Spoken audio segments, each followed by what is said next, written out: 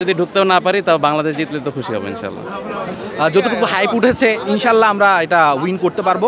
কষ্ট হচ্ছে, আবার উত্তেজনাও লাগছে যে অনেক দিন পরে একটা ভালো হলে একটা খেলা দেখতে পারবো। ফুটবল দেখার জন্য এত বড় ক্রেজ এটা আগে কখনো ছিল না। সো এই ফার্স্ট টাইম আমরা দেখছি যে এত মানুষ ফুটবল দেখার জন্য পাগল হয়ে যাচ্ছে।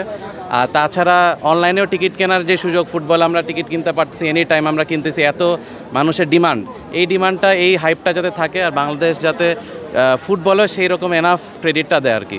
কারণ ফুটবলে অনেক পটেনশিয়াল আছে, এত জায়গার প্লেয়ার এত দেশ বিদেশে খেলতে পারতো, কিন্তু তারা বাংলাদেশকে চুজ করে বাংলাদেশে খেলতেছে।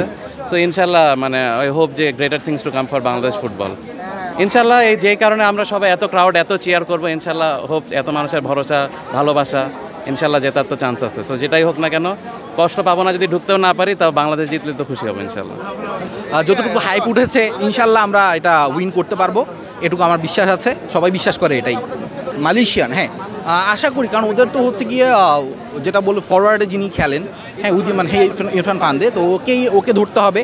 ওকে ধরলে ইনশাল্লাহ আশা করি হচ্ছে গিয়ে আমরা ভালো কিছু একটা ফল নিয়ে আসতে পারবো। আমাদের তো অনেক থেকে ভালো মানের প্লেয়ার রয়েছে, হ্যাঁ হামজা চৌধুরী আছে, ওর জন্য মার্কিং করে যদি খেলতে পারে, ওকে ভালোভাবে গার্ড দিয়ে খেলতে পারে, সেক্ষেত্রে ইনশাল্লাহ উইন হতে পারবো আশা করি। ভালোই লাগছে, অনেকক্ষণ ধরে দাঁড়িয়ে আছি, অনেক কষ্ট হচ্ছে, আবার উত্তেজনাও লাগছে যে অনেক দিন পরে একটা ভালো হলে একটা খেলা দেখতে পারবো। ব্রাজিল আর্জেন্টিনা কাউকে সাপোর্ট করো? আমি পর্তুগাল সাপোর্ট করো। পর্তুগালের সাথে কি বাংলাদেশ খেলতে পারবে ভবিষ্যতে?